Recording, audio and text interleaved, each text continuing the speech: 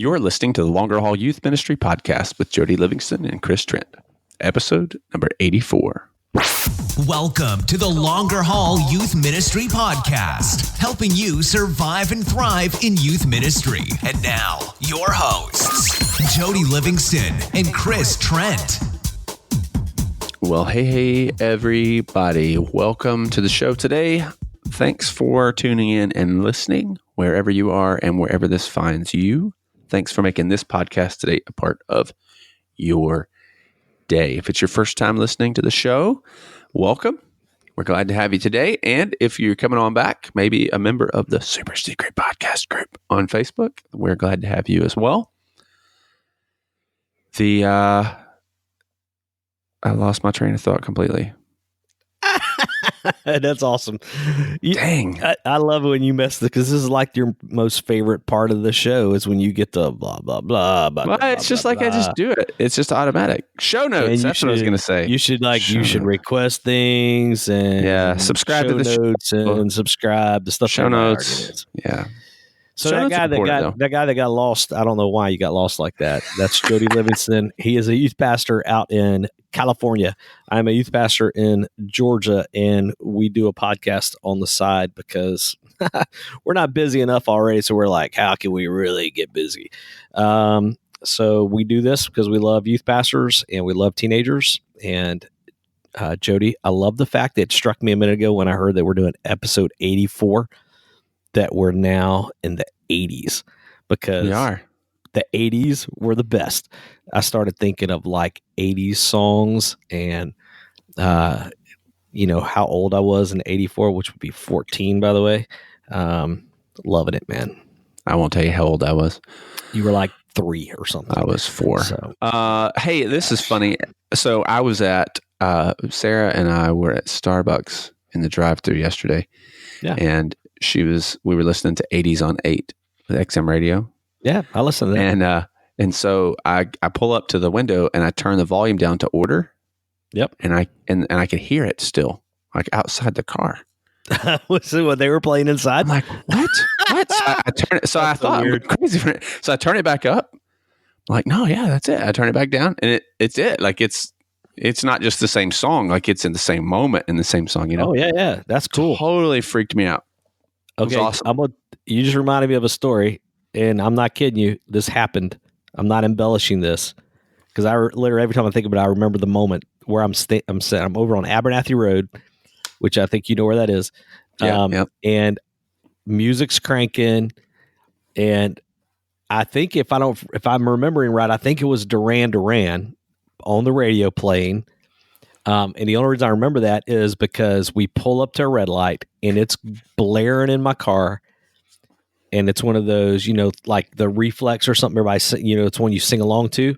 Uh-huh. And I look over to my left and the dude driving the car is clearly singing that song. Like, so he was listening, just happened to be listening to the same radio. And I was like, Wendy, look, that guy's singing the song because he's listening to it. It was the craziest thing ever. Yeah. So, that is funny. It was weird, man. It freaked me out yesterday. I was like, that's the craziest thing. It was it just took me a minute to figure out what was happening. Yeah, for real, right? Yeah, it was good. Yeah, man.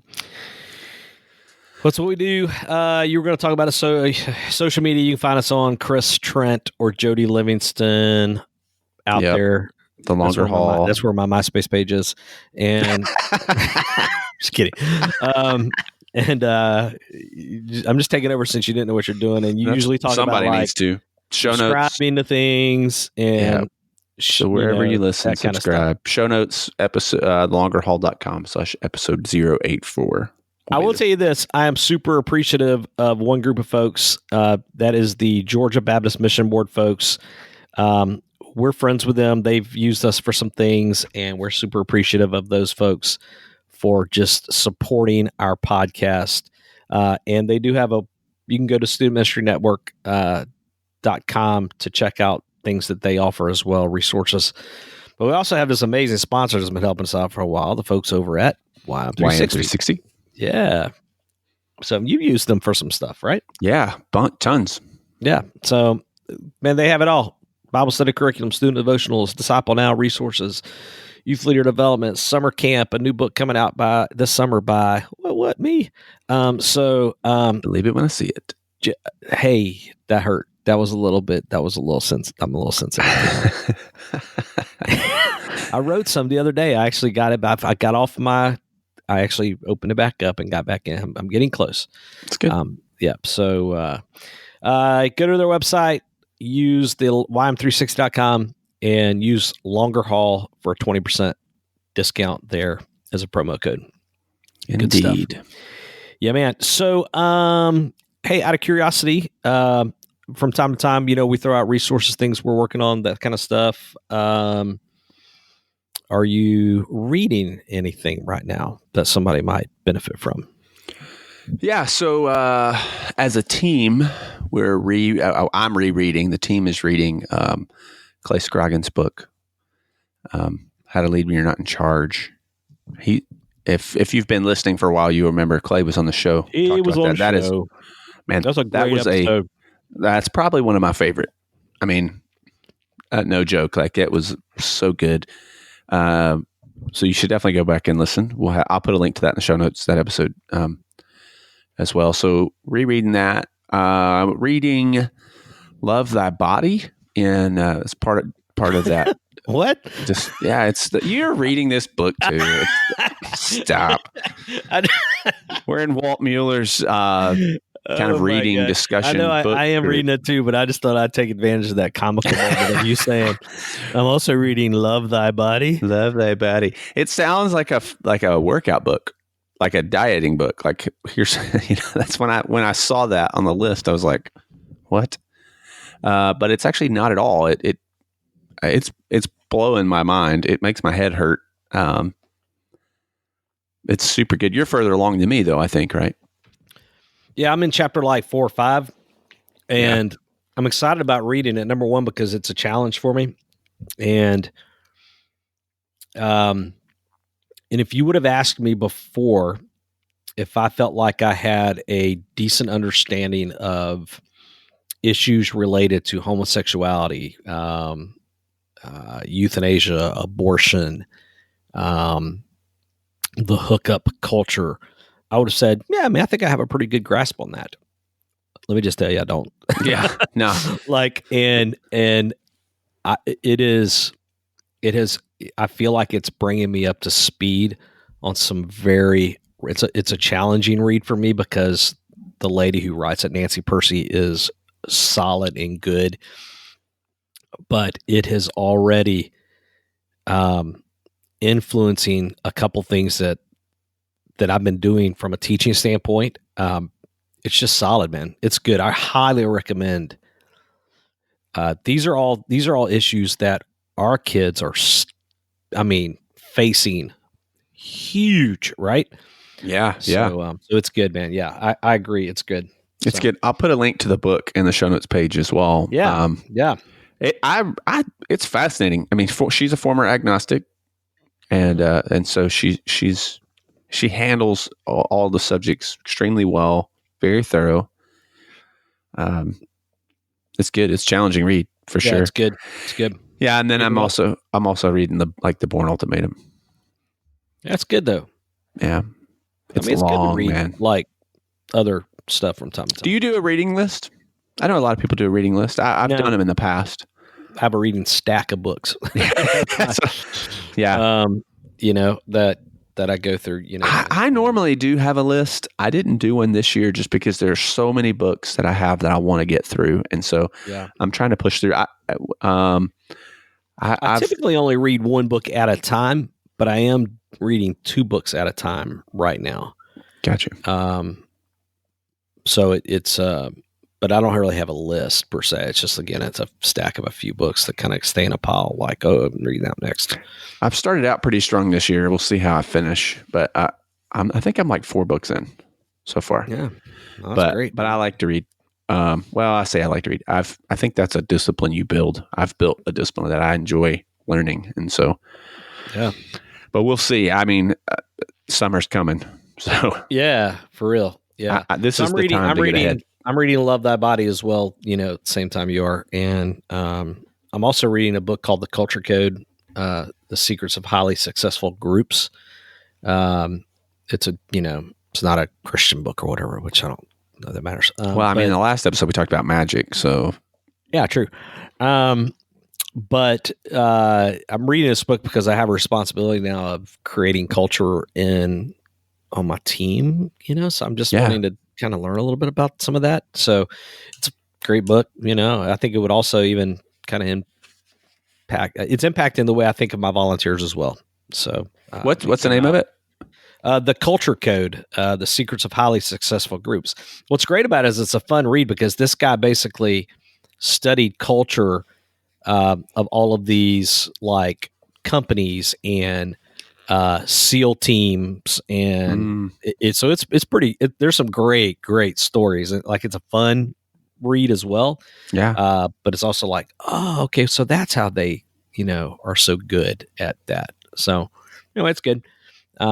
Those are the two that are currently, like, I'm reading both of those at the same time. I'm also listening to Francis Chan's Letters to the Church as well, which is like just over and over and over again. There are moments like of, oh my gosh, did he just say that?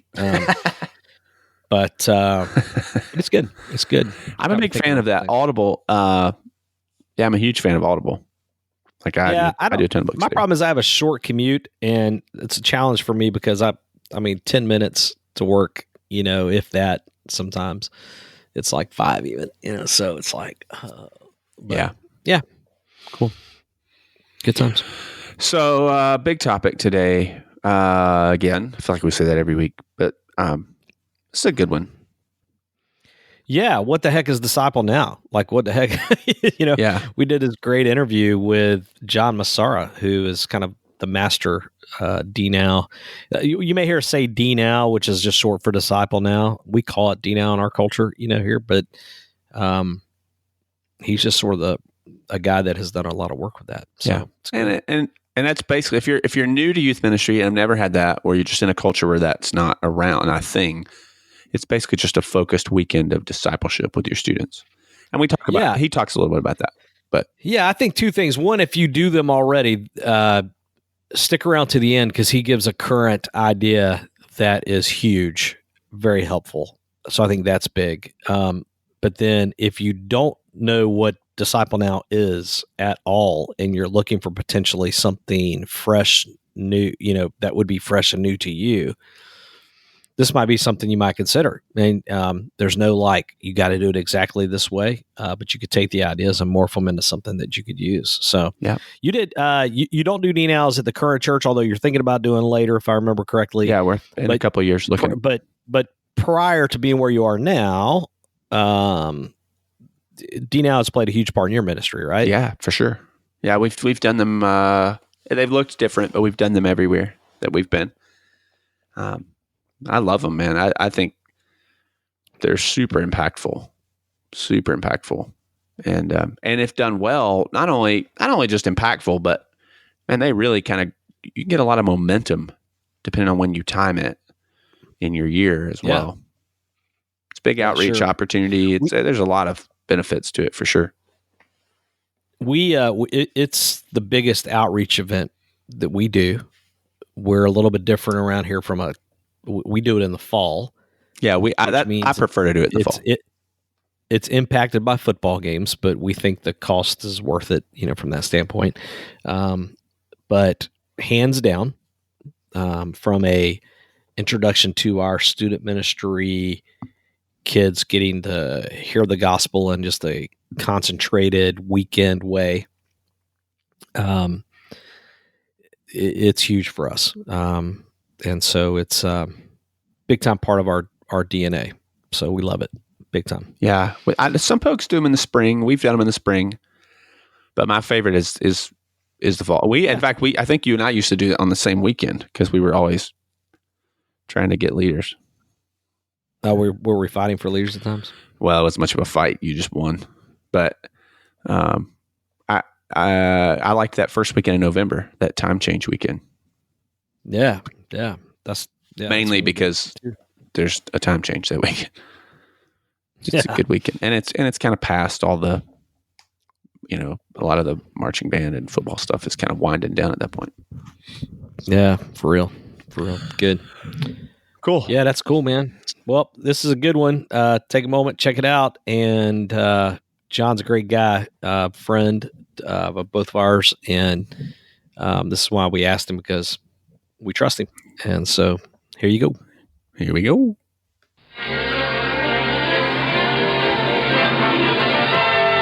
And now we're pleased to bring you our feature presentation. All right, we're super excited to have Jon Messarra hanging out with us here this morning at Conclave. It's the morning show with Chris and Jody. What a pleasure. Always a pleasure to hang out with you guys. I drink coffee. John's super excited because he's got his coffee. And amen to that. You are a coffee lover. As a matter of fact, I remember one thing about you for sure. What is that like special coffee that you also love? There's another company. Memory, dude. It's called Unstinking Believable Coffee. Yeah, and you love that stuff. It's the best coffee on the planet. No doubt. Yeah. So Jon is a expert. No pressure. Wow, thanks. Appreciate that. Thank you. Yeah. Jon's an expert in DNow. So DNow, some of our listeners are going to immediately know what that is. Right. And then some of our listeners are going to go, what? Like Jody just had an experience. He's in California now. And do you want to rat out your people there, or does that feel weird to tell everybody? We're having this conversation about putting on kind of a student event or conference. Something. Right. It's like, what if we made this kind of a DiscipleNow thing, and it's just blank stares in the room. And they're like, foreign language, what is that? And so I'm just talking, and then at a certain point I realized the blank stare hasn't changed. Right. I'm like, wait. Does everybody know what I'm talking about? And they're saying, no. And you know what, though? In all honesty, I remember, because I grew up in a really small church. We didn't really do DiscipleNow either. And I remember becoming a youth pastor really young and going to a conference like this and hearing people talk about DNow, and I'm like, I don't know what that is, but I'm going to play along until I figure it out. I'm going to pretend. And so I think... I told Jody he missed an opportunity when he was telling his friends in California. He should have been like, oh, yes, this idea I came up with. Doesn't it sound amazing? I developed this, Totally made this up. Yeah. So let's do this. I want to get into let you kind of tell us what you think that is, and we're going to kind of talk. But first, tell us where you're from and how you got into doing what you're doing and how Jesus played a role in all that. Yeah. I grew up in Atlanta, ended up at UGA, going to the good old University of Georgia. And while I was there, ended up meeting a guy named Alan Jackson, who's actually standing over there right there. Yeah. So don't screw this up. Exactly. I can't mess this up. Met Alan Jackson at Dunwoody Baptist doing a youth internship thing for the summer, and saw the DNow model there and was like, this is really, really cool. And I saw the impact it had on the students and the way the Lord used the leaders, and just what happened in that Friday through Sunday event was really life-changing. Yeah, for real. Yeah. Let's give our best kind of, for someone who is listening, let's do a quick version of what it really is, like what the DNow actually is. Discipleship intensive, relationship building, life-changing weekend. Yeah. In words, I mean, it starts on a Friday, goes through Sunday. Most of the event happens in host homes, where somebody like you guys would be like, hey, I'd love to have 10 middle school guys over. I'm going to up my insurance policy. And you'd have 1 to 2 leaders in there, and those leaders would spend the weekend really role modeling Christ and role modeling what a relationship with Christ looks like and how that plays out in today's culture. So how can I do that with my family and my friends when this is over on Sunday? Yeah. The tricky part about describing, I think, DNow is, truthfully, I guess being in the South here, we know that everybody does theirs a little bit different. Right. Exactly. So there's freedom. So there's not like a one approach is the only way you can do it kind of thing. Right. But I think I like what you said. Intensive is the key. It is. Is that you're saying, okay, we're going to do a thing so like in my church, we do a thing on Thursday night. Right. And then we do Friday, Saturday, Sunday morning. Exactly. A lot of churches don't do the Thursday night thing anymore. Right. They'll just start off on Friday night. But the key is that the kids come for the entire weekend. And typically, I think one of the secrets in the sauce is the staying in homes, like you mentioned. It is. Like, so it absolutely host homes, people in your church that have the kids over. And then you bring in that leader that does some type of curriculum. Everybody's doing the same thing, and they focus on that. And they end up spending that whole weekend. And in there, that's where there's flexibility too. Different people meet up at the church for one part, or don't meet up at the church, or they do a rec on Saturday, or not do recreation on Saturday. But the great news is there are folks out there that if you're doing this for the first time, there are folks out there that can help, guys like Jon Messarra.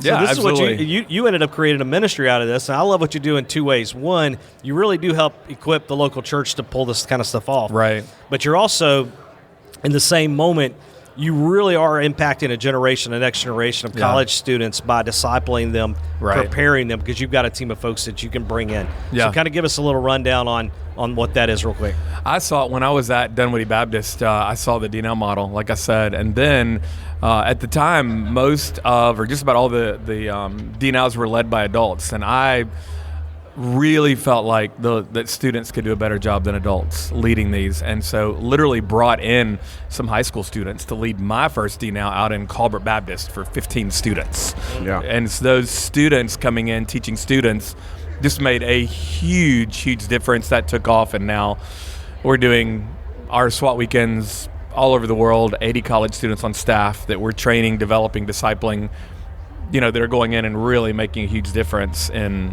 these students' lives. That's awesome. Yeah. So wait.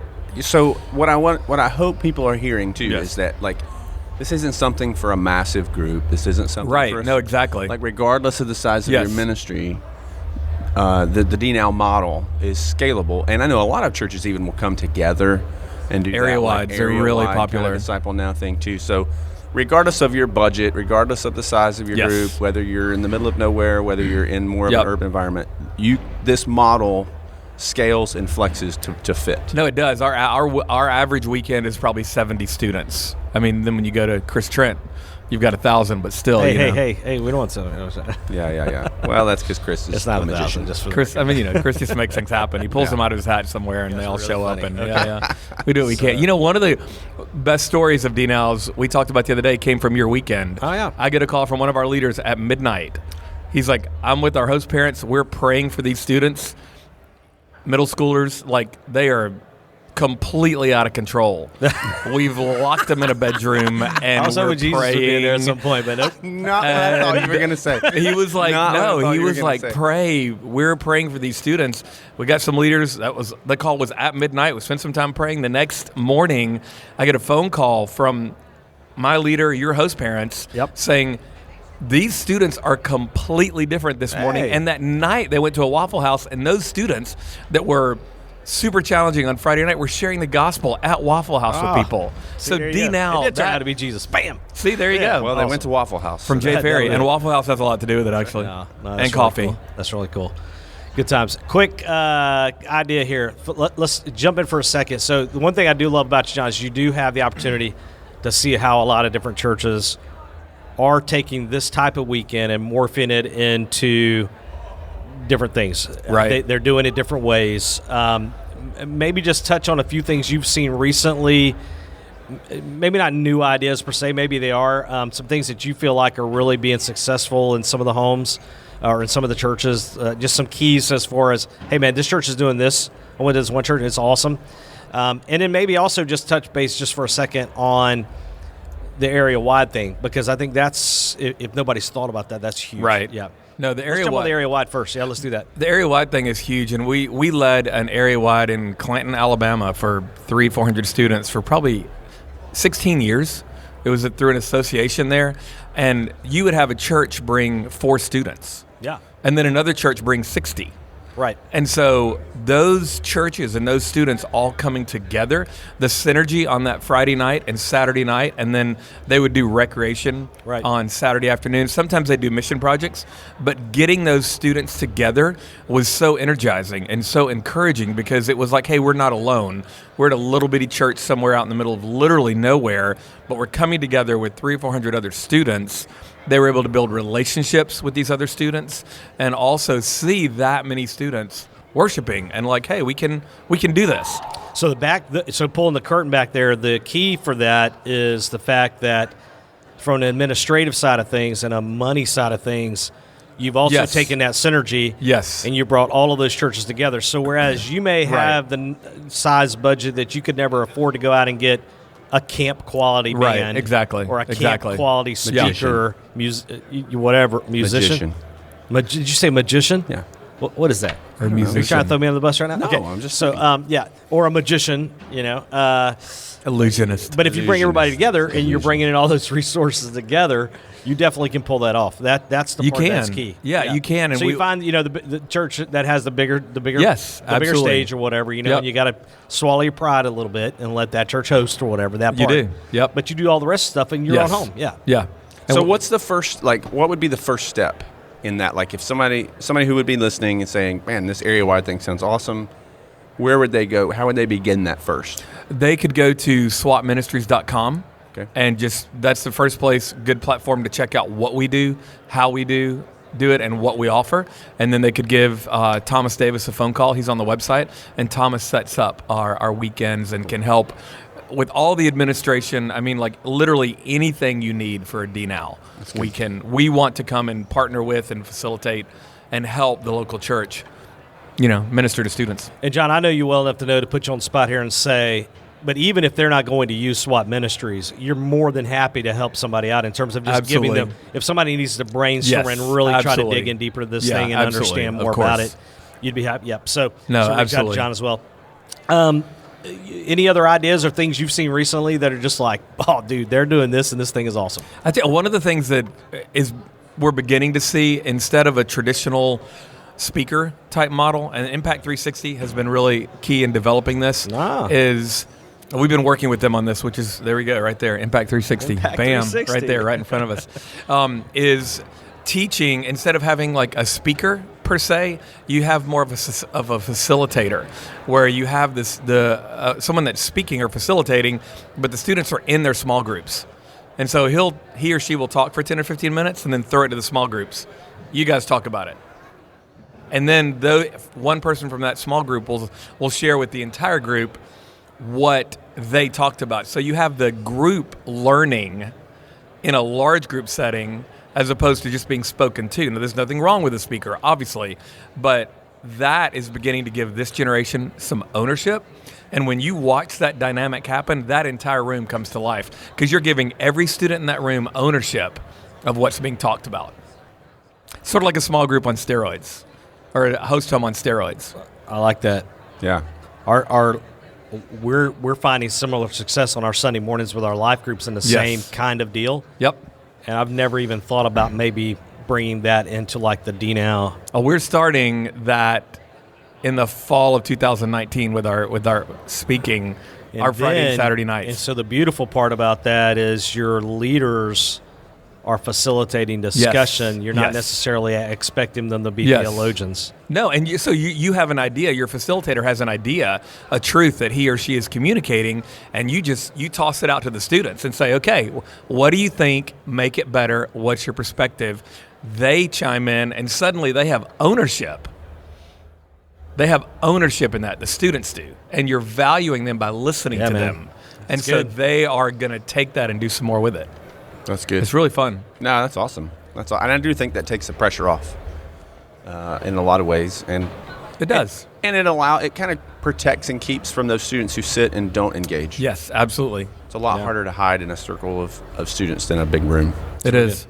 Any other ones? Putting you on the spot. That doing this on the fly. That was the biggest one right now. That has been the biggest one as far as students really getting it and being valued, and then they get to really live that out. They get to do it. It's like they own that. Yeah. So I didn't just hear it. I didn't just take notes in my journal, but I came up with an idea. This came out of me, and maybe I was a little bit scared to share it, but I did. Other people started saying yes, and then all of a sudden, it's just that confidence. Yeah, that's huge. Yeah. Am I right also in the fact that one of the things you've seen is the fact that it really, you could have a huge, awesome, well-known speaker / band, or you can go to a place that doesn't. Right. But God still moves in these weekends. Oh, absolutely. I mean, absolutely. Big time. Huge. I mean, just huge, yeah. I mean, it really does. Our slogan is our leaders make the difference, but it really does. Seriously. The guys we get to, it's tough to get on staff. And then we have an intense training program. Yeah. And once they're out there, man, they just love students. Yeah. And they want to spend their weekends loving on them. As we wrap it up, John, take a moment. Tell everybody where you mentioned it earlier. Just make sure everybody heard you, though. Where can they find you if they want to get some help? Go to swapministries.com. Check it out. That's our platform. That'll tell you everything we do. And then Thomas Davis is the guy that can completely set you up with anything you need. Any questions you have, we'd love to help. Yeah, that's awesome. Anything we can do. Very nice. Man. Thanks for taking some time this morning. Thanks for hanging out. Thanks for asking me in. Yep. See you. Bye. Can I just say I'm also jealous of John's hair? He does have some pretty hair. If he listens to that, he's going to be mad I said that. But yeah, no, he does. He's got great hair for a man. This is true. I mean, I'm always jealous of people with good hair. So yeah, it's good hair. So I can't believe that's the thing you came out with out of all this stuff. Well, I just, it's just, it's a great. I mean, he's the man, the guy. He knows it. You know, like he's definitely the go-to. But yeah, his hair. He's got some hair. Hey, listen, if John can help you out, Jody and I can help you out if you're listening, and you felt a nudge that this is something you should be considering doing at your church, and you're like, I need to dig a little deeper with what that really is. Reach out to Jody or I, and man, we would be happy to have a conversation with you, and give you some ideas. Kind of unpack that a little bit more. We'd be happy to help. Well, and the beautiful thing about a Disciple Now is that there's a billion ways to do it. And so it literally will work in any context. It's not like a numbers game. Like it's not one of those things where you'd say, oh, you have to have this many kids to do it. No, you don't. Or you can't do it if you have this many kids. No, you don't. That's not or you have to have this much budget or this much space or your building needs to be like this. Like, no, none of that matters. Yeah, you can make it work. And that's part of the beauty of it is that it's flexible in that sense. So yeah, it's good. Good times. Cool. All right. Let us know if we help. Hey, don't forget our amazing podcast sponsor, YM360, YM360.com. They can help you out with tons of resources. So yep. Be sure to use the promo code Longer Haul, save yourself 20%. Also, the links and resources mentioned will be at the show notes page at thelongerhaul.com/episode 084. And of course, make sure you subscribe and join our super secret podcast group over on the Facebook. Yeah, that's good. See, that's the stuff I should have said at the beginning. Yeah, well, you can't be perfect all the time. Nah, that's true. So cool. All right, we'll see you guys in the next episode. Later. Thanks for listening to the Longer Haul Youth Ministry Podcast at www.thelongerhaul.com.